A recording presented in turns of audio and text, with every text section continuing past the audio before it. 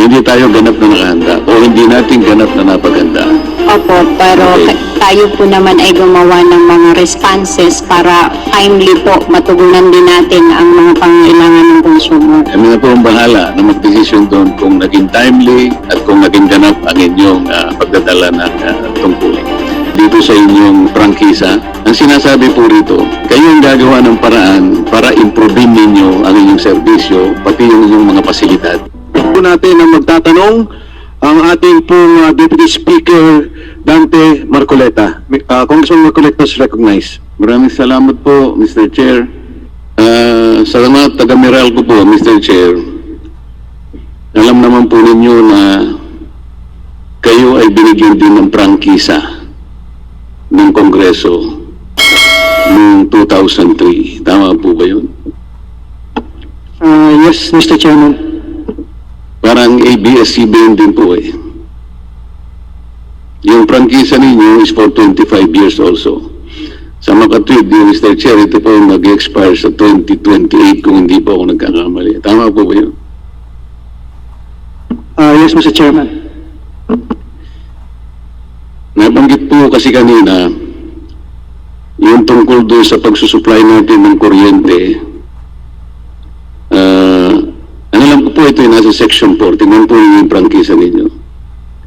Ang sabi po dito sa Section 4 ng yung prangkisa, Republic Act 9209, the grantee shall supply electricity to its captive market in the least cost manner. Yung captive market po ng Meralco, ito po yung halos buong Luzon. Tama po ba yun? Something like 75% of the market in this area. Around 70 po. Yes, sir. Talagang malaki po yung merkado ninyo kung tutuusin sa mga ibang mga distributors na kagaya ng Meralco. Tama po? Yes, Mr. Chairman. Yun po yung pag sinabi natin na you will supply o magdulot kayo ng electric supply o electricity sa inyong captive market in the least cost possible manner. Kailangan meron po tayong referensya. Hindi po natin pwedeng sabihin na ito na yung pinaka-list ng cost natin until and unless we are able to compare with something else. Di ba? For example, kung ikumpara po natin sa Singapore o kaya sa Thailand, mga bansang karatig ng ating bansa, masasabi po ba natin na yung pagdudulot natin ng kuryente sa ating mga consumers is done in the least cost manner? Opo, Mr. Chairman. Nais lang po namin banggitin din po, Mr. Chairman, na yung pagsingil po ng kuryente sa iba-ibang bansa po, iba-ibang jurisdiction, hindi po pare-pareho po, Mr. Chairman. Kapareho po sa Thailand, ang Thailand po ay may subsidy po na binibigay sa kanilang mga consumer. Ang Singapore po ay kapareho po natin, no? Open market po at wala pong government subsidy na binibigay po ang pamahalaan. Kaya po pag kinukumpara po natin ang presyo po ng ating kuryente, malapat lang po siguro na parang apple to apple po ang comparison o i-consider din po natin yung mga subsidiya na binibigay po ng mga iba-ibang jurisdiction po sa kanilang consumer, Mr. Chairman. Naintindihan po natin yun.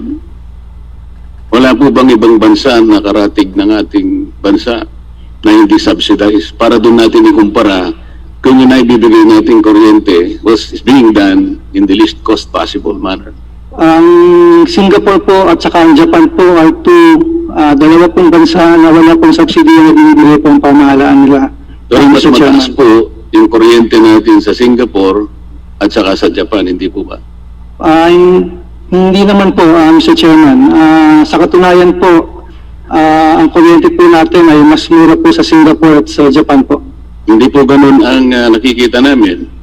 Ang totoo po niyan sa Southeast Asia o maski sa Asia, lumilitaw po kung susumahin ang mga factors considered sa pagde-deliver po ng kuryente sa mga households, mas mataas po yung sa atin. pasensya na po kayo kung iba yung pinagkukunan namin kesa sa inyong mga estimates. Sapagkat meron din kami pag-aaral na hindi ganun ang nangyayari. Ito po kasing Section 4 na ito na pinag-uusapan natin ay kakambal ng batas na ginawa natin noong 1991. Ito po yung EPIRA na kung sinasabi po roon sa Section 1, paragraph B. Sabi po niya rito, to ensure the quality, reliability, security, and affordability of the supply of electric power. So, maski balik-balik rin po natin, hindi po tayo lalayo dun sa objective o dun sa layunin ng batas.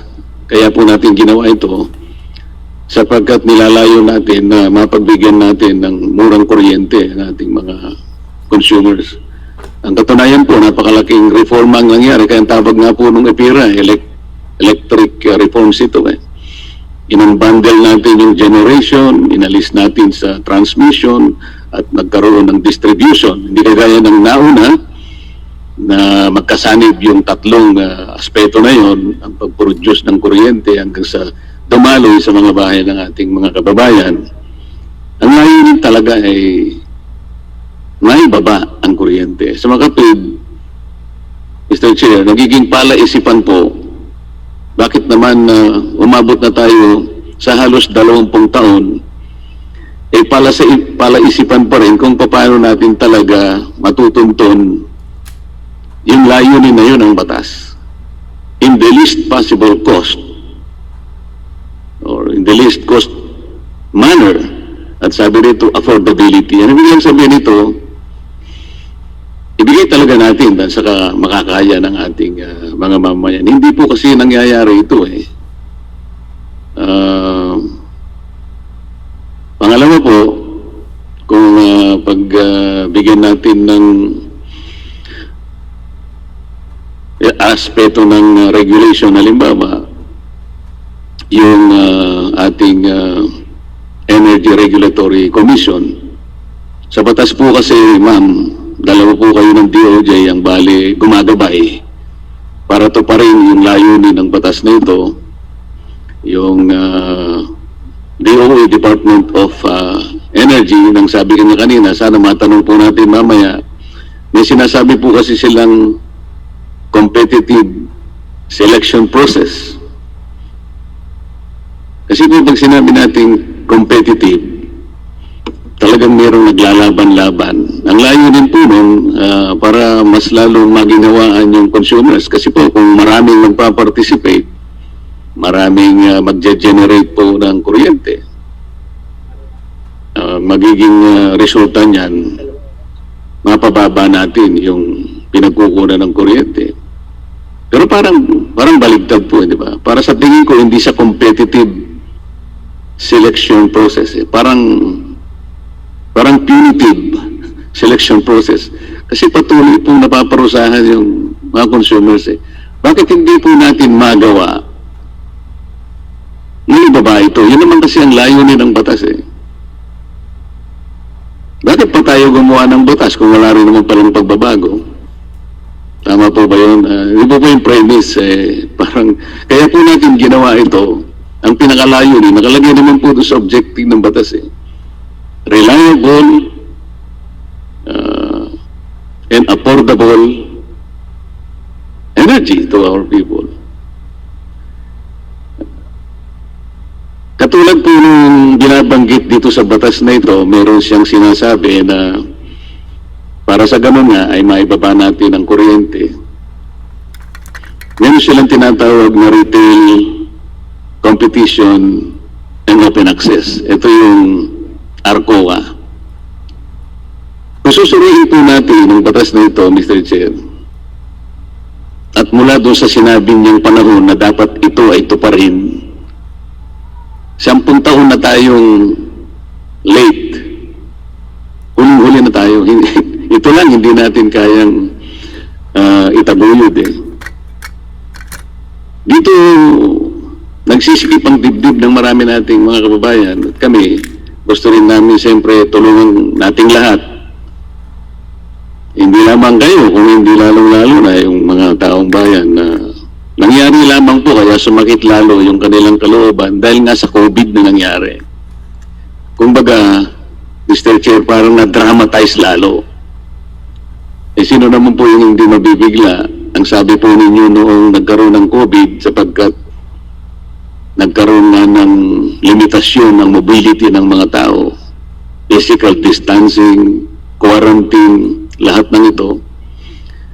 At narinig ko, nangako naman po kayo na taga Meralco na hindi muna kami maniningil kasi po medyo mahirap po yung kalagayan ng bansa natin. Naisip ko naman talagang tama naman yun at sa puso namin nagpapasalamat kami na ganun nga yung nangyari. Pero sana wala sanang nangyaring parang magic do sa pagitan ng pandemic na yun kasi mula sa ERC, halimbawa po ma'am, walang lalabas, walang makalabas. Sa palagay ko po, parang skeletal force na lang ang pinanindiganan nyo sa mga opisina ninyo. Naiintindihan naman namin yun. Ayaw nating magkasakit. Pinagsususpecha ng Meralco. Sinasabi lang po natin, paano natin nakita o na-determine na lahat ng ginawa ng Meralco halimbawa ay tama. Kasi walang nakakalabas.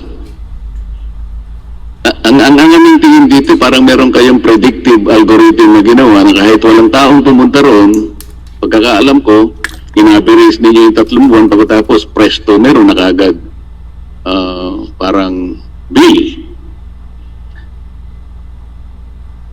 Ano po yung ginawa ninyo, ma'am, sa ERC para kahit paano the minimum guarantee expected of you by our people was in place such that Meralco was able to do all this business in compliance with existing regulations and protective of the people's interest.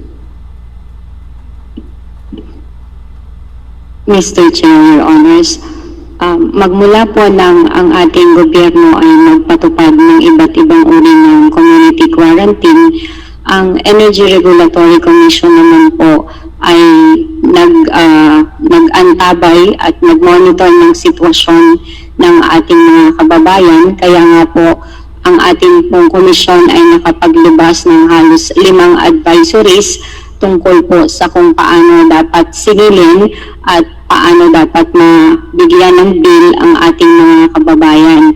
Sa mga advisory na po ito, nakalagay na po doon ng guidance kung paano ang gagawin ng ating mga distribution utility at para po ma-verify kung ang mga distribution utility ay sumunod dun sa mga advisory, meron po tayong mga inilagay na reportorial requirements para isubmit po nila ang mga dokumento na maaari naming pagberipyakahan kung sila ay nakatugon o sumunod doon sa mga advisories po namin. Sa ilang Salamat po.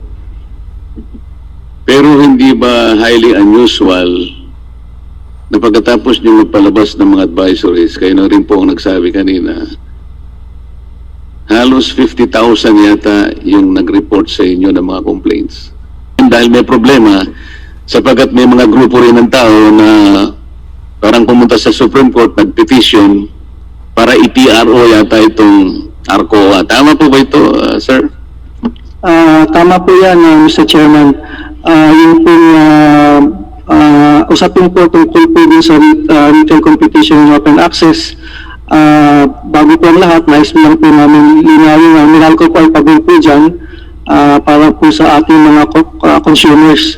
Ang alam po namin na dahilan kung bakit po nagkaroon ng usapin sa pagpapatupad po ng ARCOA ay dahil po din sa provision na inilabas po ng ERC patungkol din sa mandatory coverage po. Dahil may mga mangilan-ilan din pong customers na sa pananaw po nila, dapat bigyan din po sila ng pagkakataon na makapili kung sino po ang gusto nilang bilihan po ng kuryente. So ang tanging usapin lang po dyan, yung issue po ng voluntary against mandatory coverage po, Mr. Chairman. Salamat po. Huwag na ninyong gagawing mandatory. Nakalagay po ba sa 9136 na mandatory po ba yun?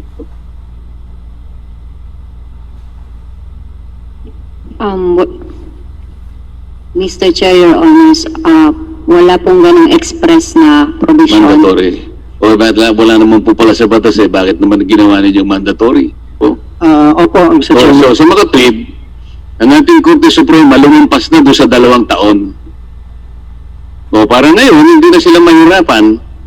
Ma'am, aralin na lang natin, gawin nating voluntary. Para sa ganun, maraming maginawaan po. Ipapahintulot po ng committee na ito, magsasubmit naman po ang Energy Regulatory Commission ng kanyang position paper para po mailahad ng buo ang iba pang mga issue regarding po sa nakapending na mga kaso sa Supreme Court, Your Honor, Mr. Chair.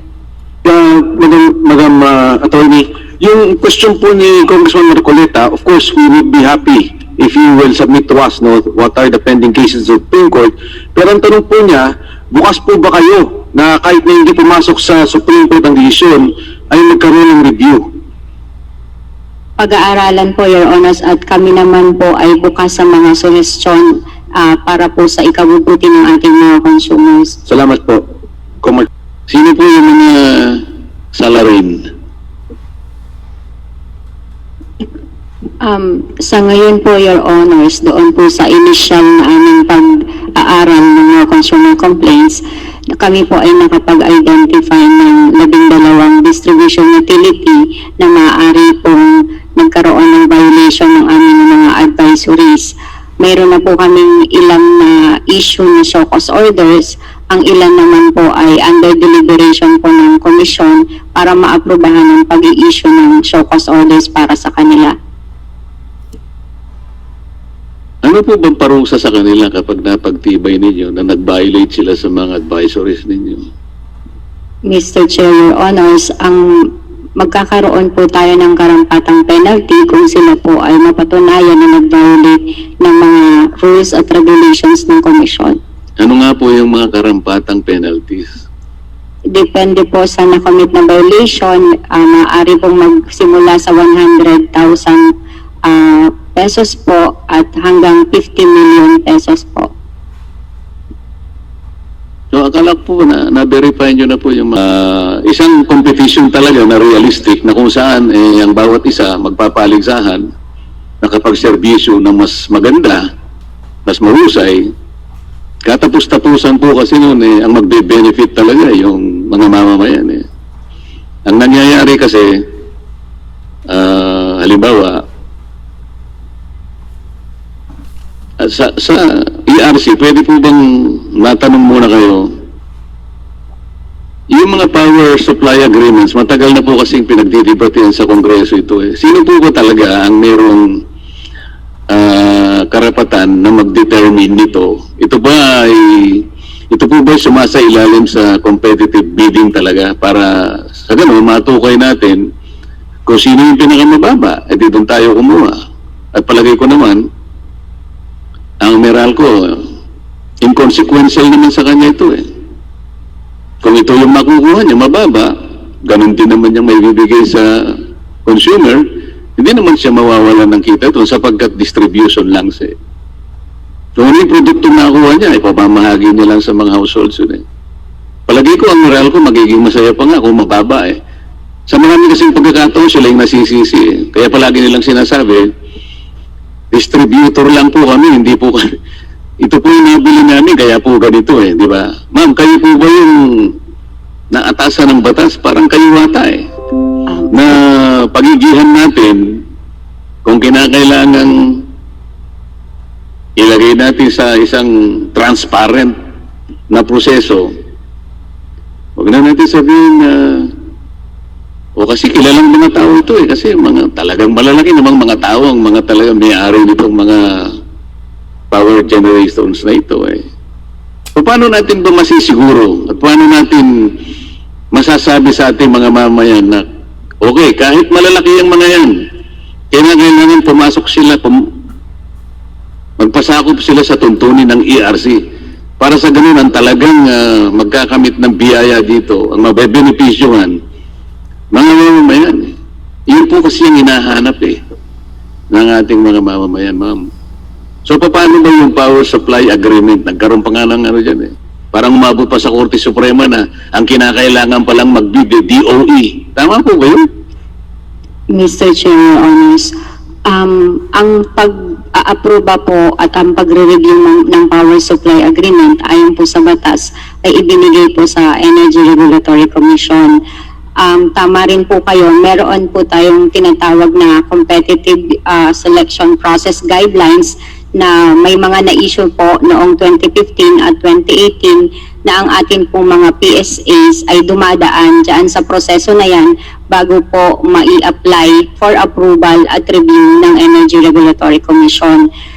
Tama rin po kayo, Mr. Chair, Your Honors, na nagkaroon po ito ng usapin na napunta sa Supreme Court na ang naging desisyon nga po ay pagdating po sa competitive selection process ay ang Department of Energy po ang mag-i-issue ng mga guidelines. Pero kasama ang Meralco doon sa pag-determine ng bidding. Tama po ba? Kaya nagkaroon pa ng konting problema. Meralco, pwede ba kayong mag-comment doon? Mr. Chair, clarify ko lang po yung tungkol dun sa CSP. Tama po, ang Meralco po ang nag-determine, ang participation lamang po ng Meralco doon ay sabihin kung ilang yung megawatt o yung demand na requirement na para kailangan namin para mapa-CSP. Pero ang nag-conduct po ng process ng CSP ay ang tinatawag nating Third Party Bids and Awards Committee na na-form naman po ayon sa guidelines ng Department of Energy. Yung composition po at saka yung proseso sa pag-form ng TP-BAC na tinatawag namin, pina-approve naman po namin yan sa Department of Energy. So sinunod po namin yung kanilang proseso. May dalawa pong customer representative sa TP-BAC ng Meralco. So kung pwede ko pong ipagpatuloy yung naging resulta po niyan, nung ginawa po namin yung CSP na yan last December, para po sa kabuuang 1,700 megawatt requirement namin, bumaba po ang presyo ng kuryente, yung generation charge namin, by more than 1 peso per kilowatt hour from previous year's rate. So ang laki nga po nung binaba nung generation cost namin from that time to this time, from previous year to after ma-implement namin itong mga bagong power supply agreement na dumaan din po sa proseso ng pag-aproba ng Energy Regulatory Commission. So after po nung CSP, papile po namin ito sa Energy Regulatory Commission, evaluate po nila through a public hearing, may mga customer representatives din po doon, at si ERC po ang may final say kung ano yung rate na i-implement namin. So yun po ang naging proseso namin sa pag-implement ng mga bagong PSAs ayon sa guidelines ng Department of Energy at saka Energy Regulatory Commission. Hangad ng pangkaraniwang mamamayan ay yung maramdaman po niya yung epekto ng ginagawa nating lahat na ito. Nang sinasabi rito, binibigyan ng Meralco ng 25 years from effectivity. Yun nga yung June 3, 2003. So 25 years from June 3, 2003, ang effectivity ng prangkisa ninyo, unless, sabi po niya, maliban na lang, kung ito ay ma-revoke o ma-cancel ng Kongreso or any violation of the terms and or provision of this franchise. Kaya po, sinasabi namin, wala pong takutan dito. Kinakailangan maipaalala lang na meron din naman karapatan ng Kongreso na i-revoke o i-cancel yun. Sana tayo mapunta doon? Ayoko po na mapunta tayo roon sapagkat pare-parehong hindi magiging maganda para sa ating mamamayan kasi may interrupt ang serbisyo. Pero gampanan po natin, alang-alang po doon sa pagtupad nating pare-pareho ng tungkulin at sagutin sa mga mamamayan, ito po yung negosyo. Pero sa mga progresibong negosyong nakikita namin, yung tinatawag po nilang corporate responsibility. Meron ko as a corporate citizen as an obligation, and it is accountable to the people. While making business, kinakailangan po ay gawin natin parehas at natutupad po natin ang ating business objectives. Sa ERC po, yung pinag-usapan natin kanina, pag-aralan po natin yung pong systems laws. Ang Meralco naman, ang pinapag-usapan natin ay tutunin natin yung sinasabi na kita na dapat lamang under the Public Service Act at ilang pang mga katibayan na dapat nating patunayan dito na ibigay natin yung pagsaserbisyo ng kuryente base sa hinihingi ng batas, Republic Act 9136, at base na rin po sa prangkisa na may katambal kayong pananagutan. Ito nga yung idulot natin ang kuryente sa paraang pinakamurang magagawa natin. Kung hanap po tayo ng comparison, para sa ganun makita natin na nga pala medyo mataas. Pagka ganun po nangyari, ang taong bayan po ay mapagsisilbihan natin ng mahusay, walang pag-iimbot. Salamat po, Mr. Chair.